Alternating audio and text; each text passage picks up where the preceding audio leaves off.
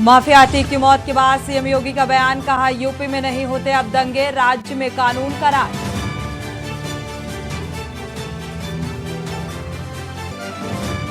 अशरफ के साले सद्दाम पर 25 से बढ़कर 50,000 का किया गया इनाम, उमेश पाल मर्डर के बाद से फरार। अतीक अशरफ हत्याकांड में सुप्रीम कोर्ट में पीआईएल दाखिल, 24 अप्रैल को होगी सुनवाई।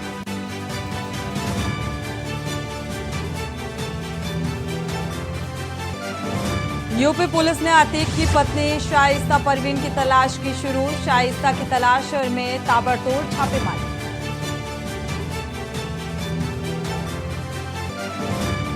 हाई कोर्ट की लखनऊ बेंच ने अवैध पार्किंग का ब्यौरा किया तलब, नगर निगम से थिएटर्स शॉपिंग मॉल में पार्किंग की व्यवस्था सर्वे कराकर रिपोर्ट तलब के आदेश, 25 मई तक सौंपे रिपोर्ट। देश में फिर बढ़ने लगा कोरोना, बीते 24 घंटे में कोरोना के 7,633 नए मामले, 11 मरीजों की मौत। आप देख रहे हैं के न्यूज, खबरों का सारथी।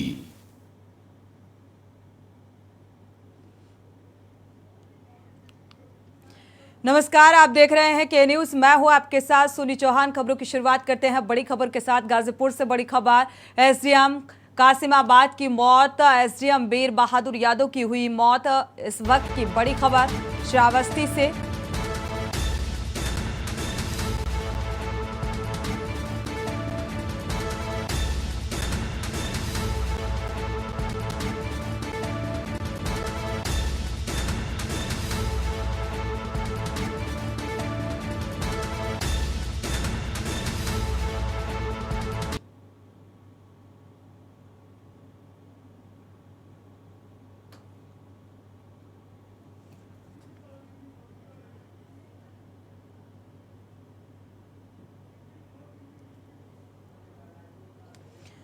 तो हृदय गति रुकने से मौत की आशंका संभावना जताई जा रही है। अपने सरकारी आवास में मृत मिले एसडीएम, घर में अकेले थे एसडीएम, परिवार बाहर था एसडीएम का। कासिमाबाद एसडीएम की मौत, तो एसडीएम वीर बहादुर यादव की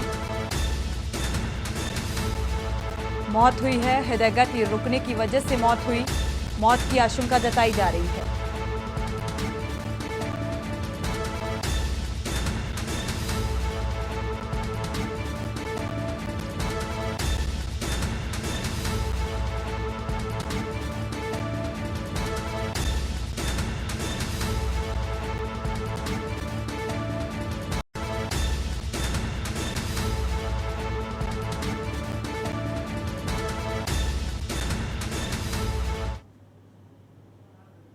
बढ़ते आगे, इसी बीच बड़ी खबर आपको बता दें, श्रावस्ती से अधेड़ व्यक्ति को तेज रफ्तार बुलेरो ने रौंदा है। सड़क किनारे लघुशंका करते समय यह हादसा हो गया। अधेड़ युवक की मौके पर ही दर्दनाक मौत।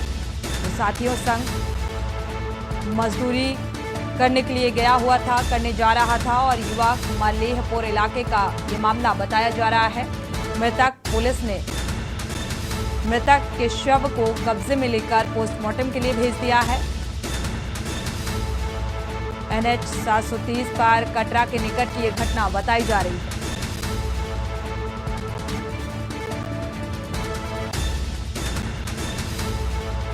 तो सड़क किनारे खड़े अधेड़ की मौत हो गई।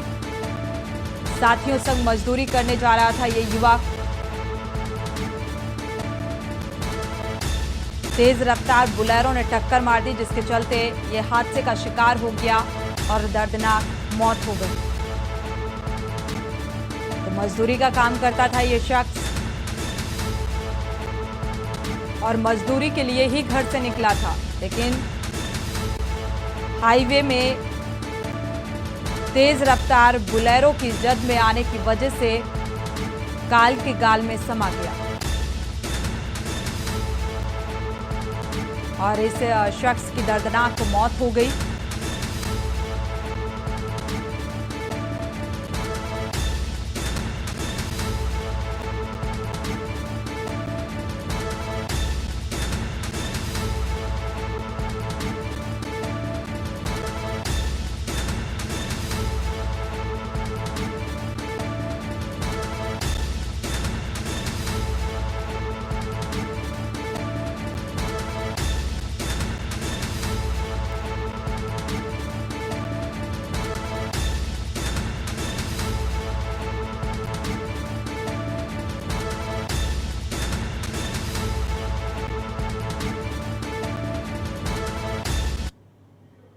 और इसी बीच बड़ी खबर आपको बता दें, अतीक अहमद और अशरफ अहमद की हत्या के बाद सीएम योगी आदित्यनाथ का बड़ा बयान सामने आया है। और इस बीच सीएम योगी आदित्यनाथ ने कानून व्यवस्था को लेकर बड़ा बयान दिया है। उन्होंने कहा है कि कानून व्यवस्था अब नंबर 1 है। जो पहले उत्तर प्रदेश के पहचान के लिए संकट थे, आज स्वयं आप देख रहे होंगे कि उनके लिए स्वयं ही संकट बनता जा रहा है। और इसीलिए मैं आप सबको इस बात के लिए आश्वस्त कर सकता हूं, उत्तर प्रदेश ने अपनी उस दंगों के लिए, हर दूसरे तीसरे दिन एक दंगा होता था। 2012 से 17 के बीच में 700 से अधिक दंगे उत्तर प्रदेश में हुए थे। 2007 से 2012 के बीच में 364 से अधिक दंगे यूपी में हुए थे। लेकिन 2017 से लेकर 2023 में एक भी दंगा यूपी में नहीं हुआ। एक भी बार कर्फ्यू यूपी में नहीं लगा, उसकी नौबत ही नहीं आने पाएगी। और ये निवेश के लिए और उद्यम स्थापित करने के लिए सबसे अनुकूल अवसर होता है। वह स्थिति उत्तर प्रदेश के अंदर नहीं है। अब कोई पेशेवर अपराधी और माफिया किसी उद्यमी को फोन से डरा धमका नहीं सकता है, कोई नहीं डरा धमक सकता है। उत्तर प्रदेश आज बेहतरीन कानून व्यवस्था की गारंटी आपको देता ही है, लेकिन जो 2 अन्य कलंक यूपी में थे कि जहां से यूपी में घुसो, जहां से सड़कों में गड्ढे दिखाई दें, समझ लो उत्तर प्रदेश की सीमा आ गई है। लेकिन आज उत्तर प्रदेश की इंटर स्टेट कनेक्टिविटी को हम लोग 4 लेन के साथ जोड़ चुके हैं। आप कहीं से भी आएंगे, नेपाल से आएंगे तब भी, बिहार से आएंगे तब भी, झारखंड से, छत्तीसगढ़ से, मध्य प्रदेश से, राजस्थान से, हरियाणा से, उत्तराखंड से, ये सभी 4 लेन की कनेक्टिविटी से जुड़ चुके हैं। उत्तर प्रदेश न केवल आपकी सुरक्षा के लिए, बल्कि उत्तर प्रदेश में आने वाली आपकी एक एक पूंजी की सुरक्षा के लिए भी आपको पूरी गारंटी देता है। और इसके लिए हम पूरी प्रतिबद्धता के साथ इन कार्यक्रमों को आगे बढ़ा रहे हैं। दूसरा, उत्तर प्रदेश की बेहतरीन कनेक्टिविटी आपने पिछले 6 वर्ष के अंदर उत्तर प्रदेश के अंदर देखा होगा। पूर्वी उत्तर प्रदेश पूर्वांचल एक्सप्रेस वे के साथ जुड़ चुका है। आदरणीय प्रधानमंत्री जी ने 2021 में इस पूर्वांचल एक्सप्रेस वे को राष्ट्र को समर्पित किया। आज पूर्वी उत्तर प्रदेश के किसी भी कोने में कोई व्यक्ति, जिसे पहले प्रदेश की राजधानी लखनऊ में आने के लिए 8 से 10 घंटे लगते थे, आज वह 2 से ढाई, अधिक से अधिक 3 घंटे के अंदर लखनऊ पहुंच सकता है। उसकी दूरी को कम किया गया है। दूसरा, बुंदेलखंड को जोड़ने के लिए बुंदेलखंड एक्सप्रेस वे को भी आदरणीय प्रधानमंत्री जी ने विगत वर्ष राष्ट्र को समर्पित कर दिया है। और उत्तर प्रदेश के अंदर गंगा एक्सप्रेस वे पर वर्तमान में कार्य चल रहा है, जिसे हम 2025 में कुंभ के पहले हमारा प्रयास है कि गंगा एक्सप्रेस वे को पश्चिमी उत्तर प्रदेश से मध्य उत्तर प्रदेश और पूर्वी उत्तर प्रदेश को जोड़ने के लिए मेरठ से प्रयागराज के बीच में इस एक्सप्रेस वे को हम राष्ट्र को समर्पित कर सके।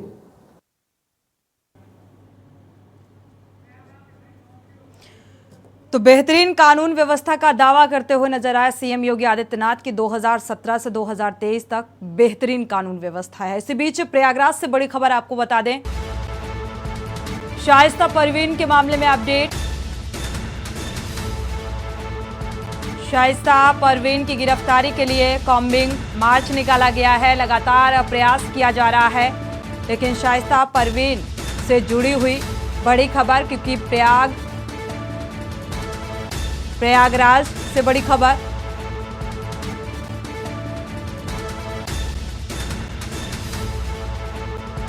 तो पुलिस ने कॉम्बिंग मार्च किया।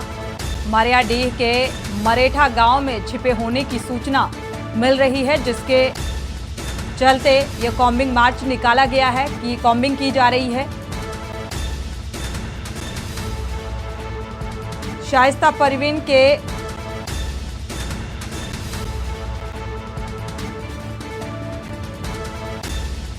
तो शाइस्ता से जुड़ी हुई बड़ी खबर, कॉम्बिंग मार्च। शाइस्ता के छिपे होने की आशंका के चलते ये कॉम्बिंग की जा रही है, क्योंकि जो अपडेट मिल रही है तो शाइस्ता परवीन की गिरफ्तारी के लिए कॉम्बिंग की जा रही है। पुलिस ने कॉम्बिंग मार्च निकाला। मरियाडीह के बरेठा गांव में छिपे होने की सूचना के चलते ये कवायद।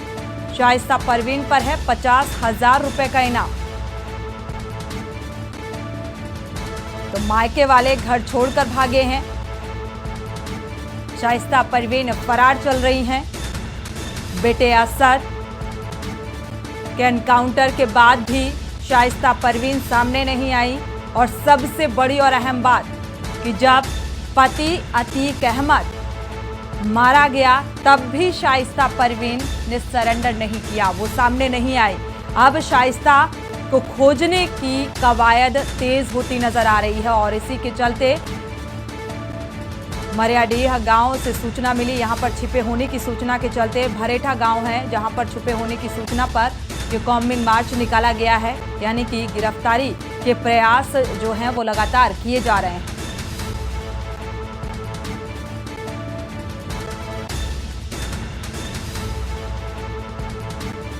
बड़ी खबर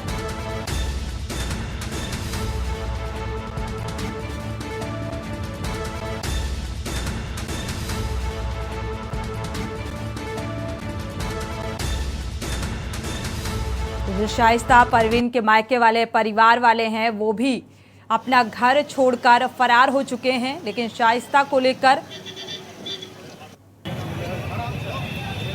यूपी एसटीएफ और प्रशासनिक अमले ने शिकंजा तेज कर दिया है गिरफ्तारी को लेकर।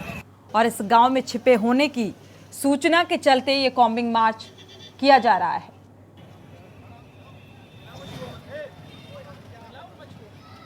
तो शाइस्ता के ऊपर 50,000 का इनाम भी घोषित किया गया है, लेकिन शाइस्ता अभी भी फरार है।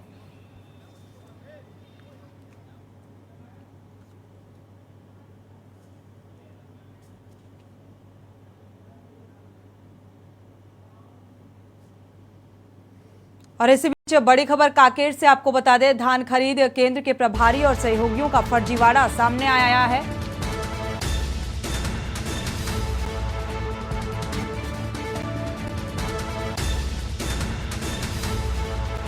तो मामले में पुलिस ने गिरफ्तार किया है। 63 लाख रुपए घोटाले का खुलासा हुआ था। धान घोटाले के मामले पर जिला स्तरीय कमेटी पर जांच की जा रही थी। प्रभारी और सहयोगियों पर 420 का मामला दर्ज किया गया था। पुलिस ने चारों आरोपियों को गिरफ्तार किया, न्यायिक रिमांड पर भेज दिया है, जेल भेज दिया गया। कांकेर जिले के भानु प्रतापपुर थाना क्षेत्र का ये मामला बताया जा रहा है। तो न्यायिक रिमांड पर जेल भेज दिया गया। तो एक बड़ा फर्जीवाड़ा सामने आया।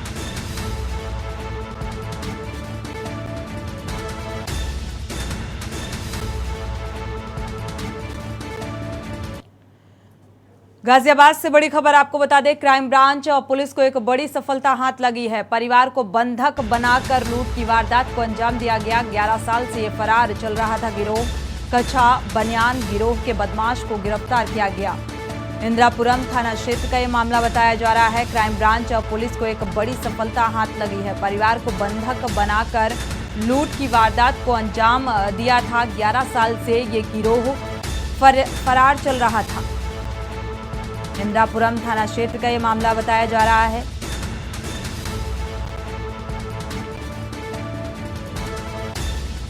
तो क्राइम ब्रांच को एक बड़ी सफलता मिलती नजर आ रही है। परिवार को बंधक बनाकर लूट की वारदात को अंजाम दिया था।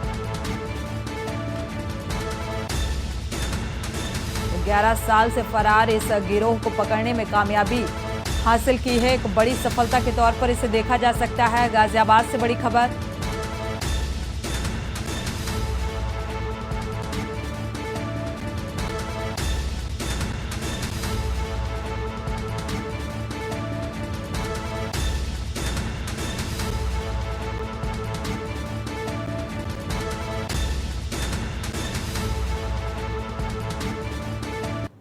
और इसी बीच बड़ी खबर आ रही है पुलिस ने 5 गांजा तस्कर गिरफ्तार किए हैं। 36 लाख रुपए कीमत का 61 किलोग्राम गांजा बरामद किया गया है। उड़ीसा के कटक से अलीगढ़ गांजा लेकर ये तस्कर जा रहे थे। तस्करों की आर्टिका गाड़ी से 61 किलोग्राम गांजा बरामद किया गया। तो गांजा तस्करी का काम थाना बिचवा पुलिस व सर्विलांस की टीम ने ये गिरफ्तारी की है। तो बड़ी सफलता हासिल की पुलिस। तस्करों का आपराधिक इतिहास खंगालने में जुटी है पुलिस। तो पूछताछ पुलिस ने 5 गांजा तस्करों को गिरफ्तार किया। पूछताछ की जा रही है। 36 लाख रुपए कीमत आंकी जा रही है। तो 61 किलोग्राम गांजे की कीमत 36 लाख आंकी जा रही है। मैनपुरी से बड़ी खबर।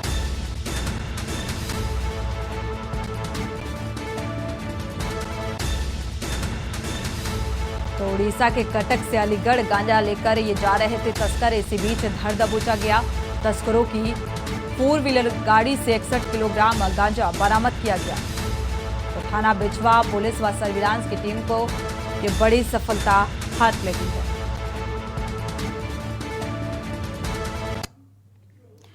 और इसी बीच बड़ी खबर बहराइच से आपको बता दें, आग की चपेट में आने से एक की मौत, दूसरा घायल बताया जा रहा है। शॉर्ट सर्किट की वजह से यह हादसा हुआ है। खंभे से टूटकर ये तार गिरा था। तार के गिरते ही घर में आग लगी। बिजली विभाग की लापरवाही से यह हादसा हुआ। विभागीय अधिकारियों के न पहुंचने से ग्रामीणों में आक्रोश भी देखा जा रहा है। बयागपुर के परसिया का ये मामला बताया जा रहा है।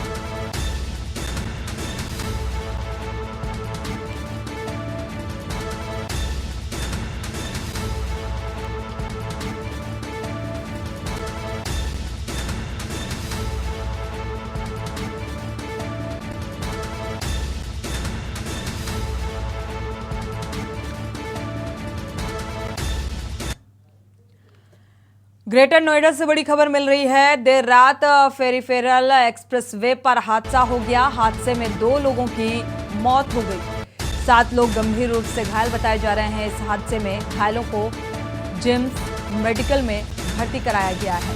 तो अस्पताल में भर्ती कराया गया, इलाज जारी है। 7 लोगों को गंभीर हालत में भर्ती कराया गया। घायलों को जिम्स मेडिकल अस्पताल में भर्ती कराया गया। ग्रेटर नोएडा से बड़ी खबर। देर रात फेरीफेरल एक्सप्रेसवे पर यह हादसा हुआ और इस हादसे में 2 लोगों की दर्दनाक मौत हो गई। 7 लोग गंभीर रूप से घायल बताए जा रहे हैं, जिन्हें इलाज के लिए अस्पताल में भर्ती कराया गया है। इलाज जारी है।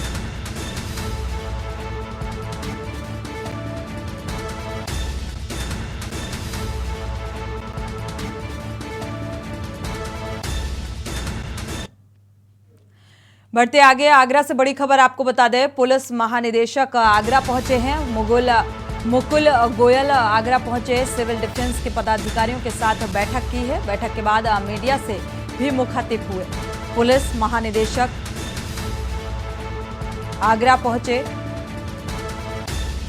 पदाधिकारियों की समस्या को लेकर ये बैठक थी। सिविल डिफेंस को प्रशासन की तरफ से इस्तेमाल किया जाता है।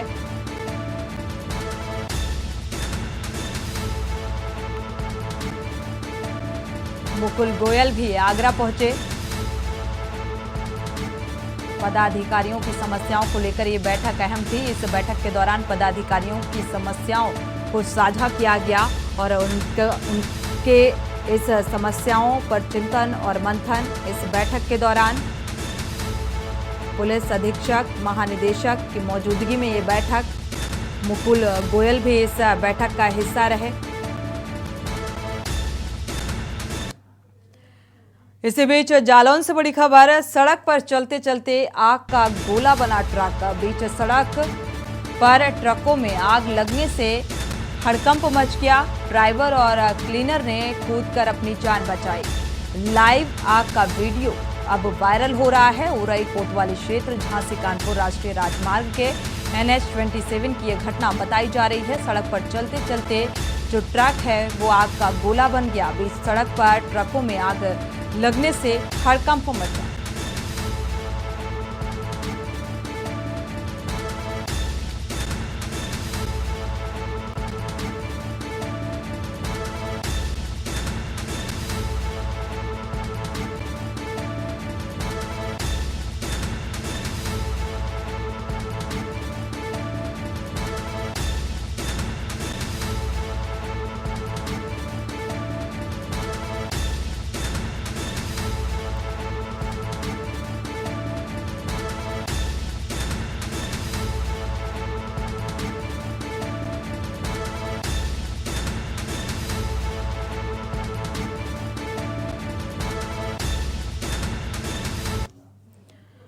और एक और धर्म परिवर्तन का मामला सामने आ रहा है। शबीना बनी सोनम, हिंदू धर्म अपना कर लिए 7 फेरे।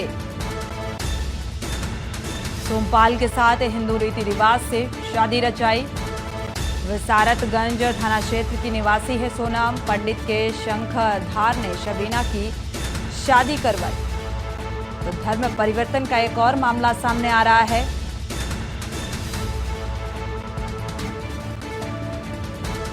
मुस्लिम धर्म छोड़कर हिंदू धर्म को अपनाकर हिंदू रीति रिवाज से शादी रचाई।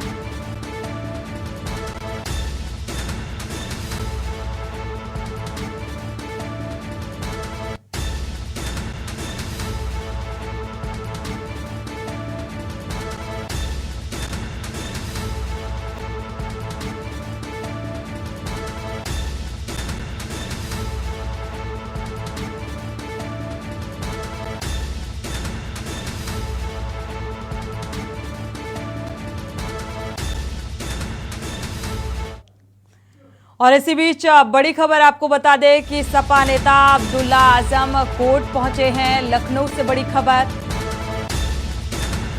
2 जन्म प्रमाण पत्र केस में सुनवाई है आज।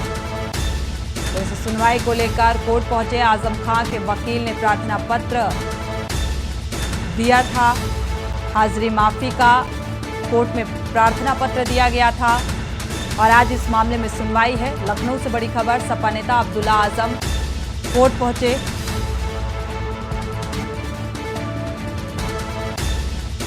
तो इस प्रार्थना पत्र को लेकर आज कोर्ट में सुनवाई होनी है।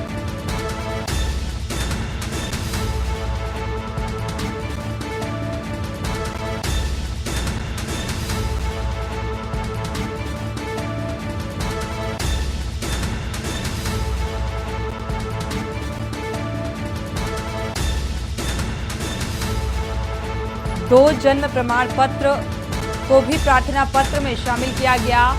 प्रार्थना पत्र को लेकर आज कोर्ट में सुनवाई करने के लिए अब्दुल्ला आजम पहुंचे हुए हैं। हाजिरी माफी का दिया कोर्ट में प्रार्थना पत्र।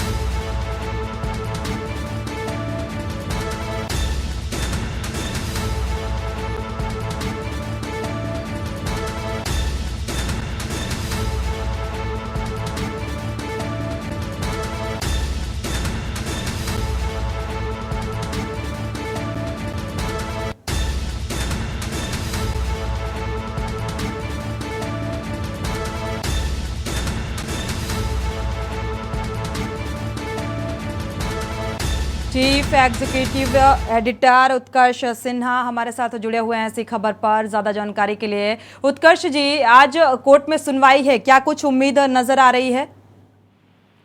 देखिए, कोर्ट में मामला जो है अब्दुल्ला आजम के 2 जन्म तिथियों के जो 2 प्रमाण पत्र उन्होंने लगाए थे और इसके आधार पर उनकी सदस्यता गई थी, उसके बाद से लगातार अब्दुल्ला आजम इस मामले को लेकर के अदालत की शरण में है और उनका कहना है कि इस चीज को इतना गंभीरता से नहीं लिया जाना चाहिए। लेकिन सारा कुछ इस बात पर निर्भर करता है कि न्यायालय इस मामले को किस तरह देखता है, क्योंकि चुनाव में जो एफिडेविट दिए जाते हैं उसकी सत्यता बहुत महत्वपूर्ण होती है और गलत जानकारी देने की वजह से सदस्यता जाने का प्रावधान है।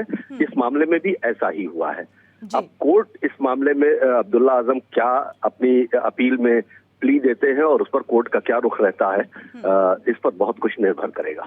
बिल्कुल, तो कोर्ट के फैसले का इंतजार करना होगा। शुक्रिया जुड़ने के लिए। सपा नेता अब्दुल्ला आजम कोर्ट पहुंचे हैं क्योंकि 2 जन्म तिथियों को लेकर आज सुनवाई है। जो प्रार्थना पत्र दिया गया, क्योंकि गलत जानकारी के आधार पर एक सदस्यता रद्द हो जाती है और कोर्ट का अब निर्णय क्या कुछ निकलकर सामने आता है, इस पर सभी की निगाह।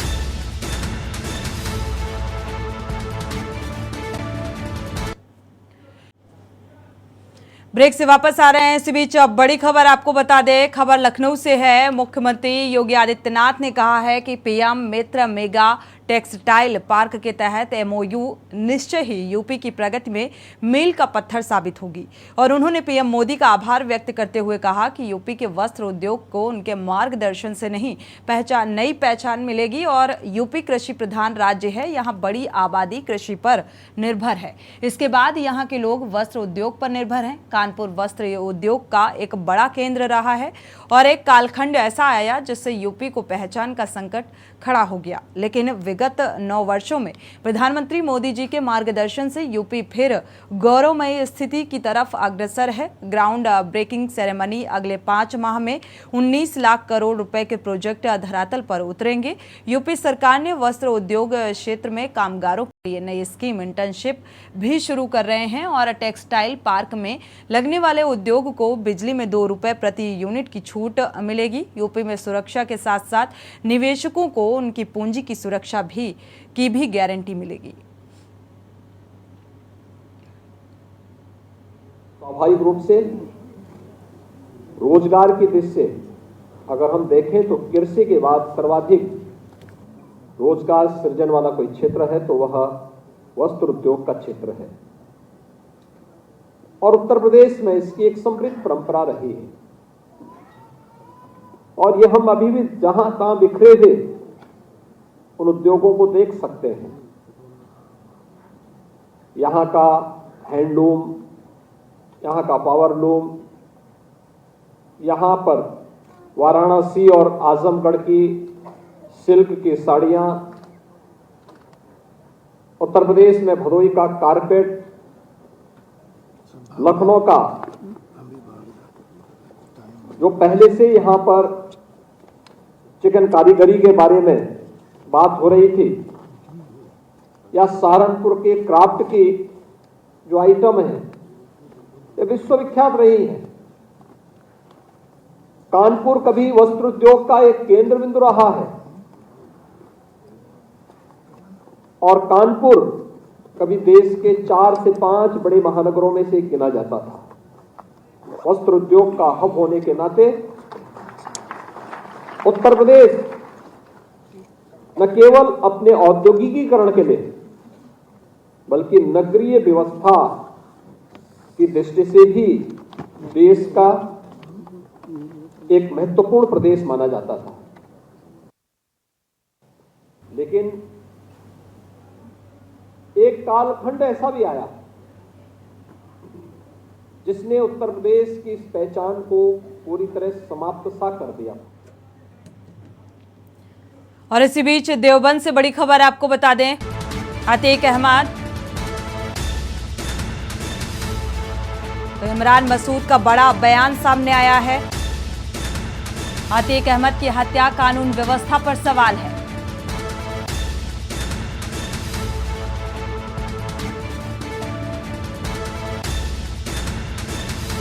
अतीक अहमद की हत्या पर बसपा नेता का बड़ा बयान सामने आया। कानून व्यवस्था पर सवाल खड़े किए हैं। बसपा नेता ने सपा को बीजेपी की बी टीम बताया है। तो निकाय चुनाव में बीजेपी के लिए काम कर रही है सपा। तो टीम बी का आरोप, जनसभा को संबोधित करने पहुंचे थे बसपा नेता इमरान मसूद और इस बीच ये बड़ा बयान। देवबंद से बड़ी खबर, अतीक अहमद की हत्या पर बसपा नेता का बड़ा बयान, कानून व्यवस्था पर सवाल और साथ ही समाजवादी पार्टी को टीम बी बताया। तो बीजेपी का समर्थन करने का आरोप। जो कुछ भी हुआ बहुत दुर्भाग्यपूर्ण हुआ, इमरान मसूद का बयान सामने आ रहा है।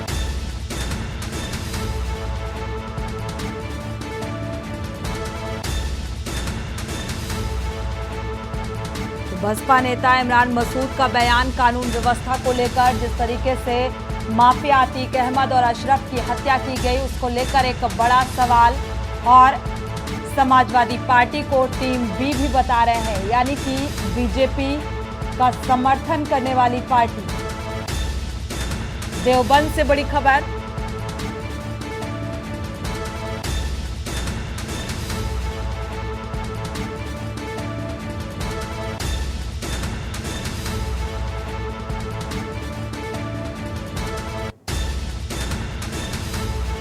संवाददाता प्रशांत त्यागी इसी खबर पर जुड़े हुए हैं ज्यादा जानकारी के लिए। प्रशांत, अब एक बड़ा बयान बीएसपी नेता का सामने आ रहा है। इमरान मसूद का बयान सामने आया है, कानून व्यवस्था को लेकर सवाल खड़े किए और सबसे अहम बयान ये कि समाजवादी पार्टी टीम बी है, यानी कि बीजेपी का समर्थन करने वाली पार्टी करार दिया है। जी बिल्कुल, इमरान मसूद लगातार भाजपा के साथ साथ समाजवादी पर भी हमलावर हो रहे हैं। कल उन्होंने सहारनपुर में इस शपथ को लेकर काफी बयानबाजी की थी, जिस प्रकार से रात वो देवबंद पहुंचे थे, क्योंकि देवबंद से एक मैसेज इंटरनेशनल मुस्लिम समाज के लोगों में जाता है। नेशनल और इंटरनेशनल लेवल पर इमरान मसूद का बड़ा कद माना जाता है। 2014 के बाद जब से उन्होंने प्रधानमंत्री नरेंद्र मोदी पर एक विवादित टिप्पणी की थी, उसके बाद से ही लगातार मुस्लिम वोट बैंक में उनकी मजबूती मानी जाती है। उसी को लेकर जिस प्रकार से उन्होंने मुस्लिम वोटों को एक पाले में, बसपा के पाले में करने का प्रयास किया और ये कहा कि अगर आप बटोगे तो उसको सीधा सीधा फायदा भाजपा को होगा। जी, SC ST की बात करें, उस पर कमांड और साथ ही अब मुस्लिम वोट बैंक पर, तो क्या लगता है इस बयान का कुछ फायदा मिलेगा आने वाले निकाय चुनाव में? जी बिल्कुल, मैं बताना चाहूंगा, क्योंकि पश्चिम उत्तर प्रदेश मुस्लिम वोटों का एक गढ़ माना जाता है। यहाँ पर बात करें तो 22 से 23% मुस्लिम मतदाता रहते हैं, जिनमें इमरान मसूद की काफी अच्छी पैठ मानी जाती है। उसी के चलते इमरान मसूद ने साफ साफ एक मुस्लिम वोटरों को ये मैसेज देने का काम किया कि आप बटिए मत, अगर आप बटोगे, अगर आप सपा की ओर जाओगे तो कहीं ना कहीं उसका लाभ भाजपा को होगा और भाजपा ये बहुत मजबूत की स्थिति में आने का काम करेगी। देखा जाए तो माफियाओं का समर्थन करते हुए भी नजर आ रहे हैं। जिस तरीके से कानून व्यवस्था पर सवाल किया कि ये अतीक अहमद की जिस तरीके से हत्या की गई, इसको लेकर कानून व्यवस्था पर सवाल, तो ये वोट बैंक की राजनीति महज है या माफियाओं का समर्थन माना जाए? जी बिल्कुल, देखा जाए निकाय चुनाव तेजी से प्रदेश में चल रहे हैं। कहीं ना कहीं इस बयान को देकर जो अतीक अहमद का जो हत्या हुई थी उसकी पुलिस कस्टडी में उन्होंने एक ये डिप्लोमेटिक एक बयान दिया है, जिसको राजनीतिक बयान बोलेंगे।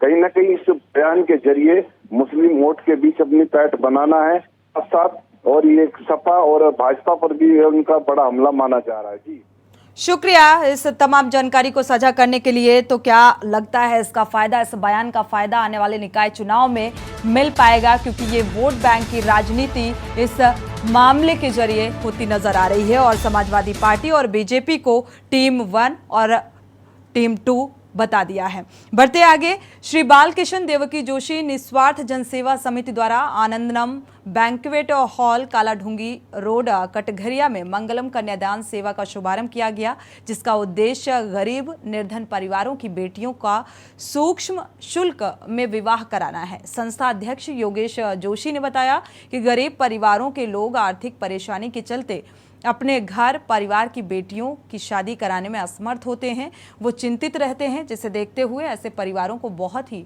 सूक्ष्म शुल्क में एक बैंक्वेट हॉल सेवा प्रदान की जा रही है, ताकि आर्थिक रूप से कमजोर वर्ग अपने घर परिवार की बेटियों की शादी इस बारात घर से करा सके।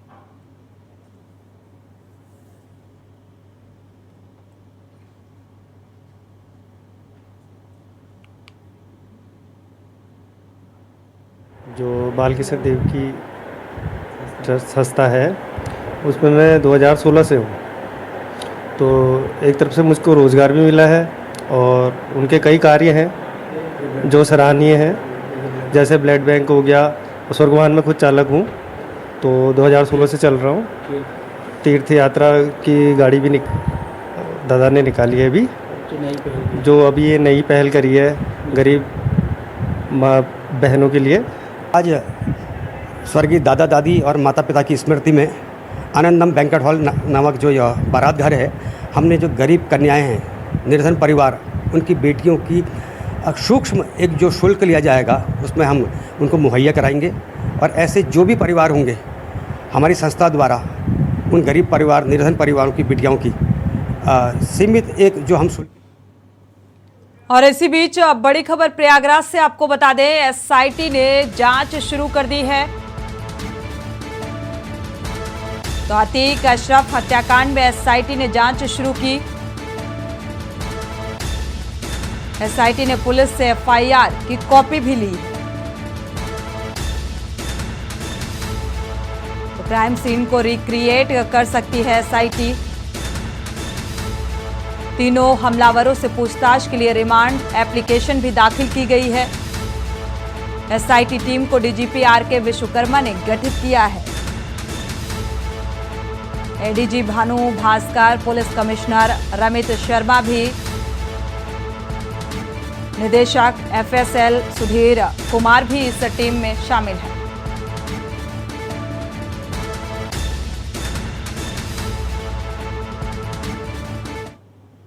तो मेरे साथ खबरों में फिलहाल बस इतना ही।